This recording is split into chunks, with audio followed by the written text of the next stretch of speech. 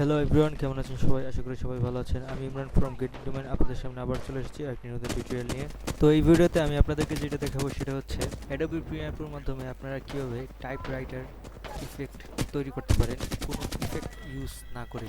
তাহলে চলুন শুরু করি, আসছে ইন্ট্রোর পর।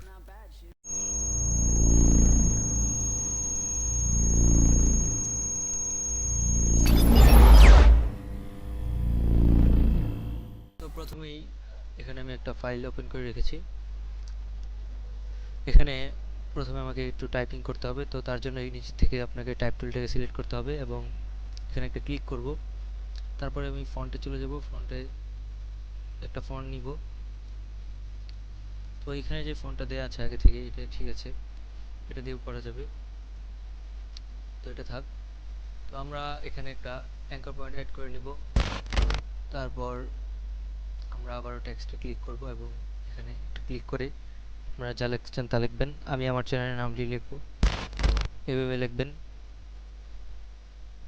প্রথমে আমি জি লিখলাম, তারপর এখান থেকে আমি একটু সামনে নিয়ে যাব,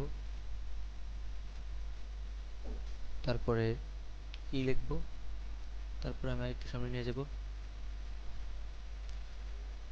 তারপরে টি লিখলাম। তো এভাবে আপনারা লিখবেন, আমি সম্পূর্ণটা লিখছি।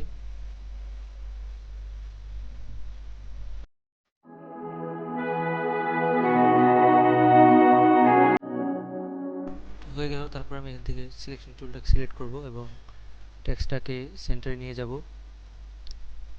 অ্যাঙ্কার পয়েন্টটাকে মাঝখানে নিয়ে আসলাম। তো টেক্সটটাকে মাঝখানে নিয়ে আসলাম, হয়ে গেল।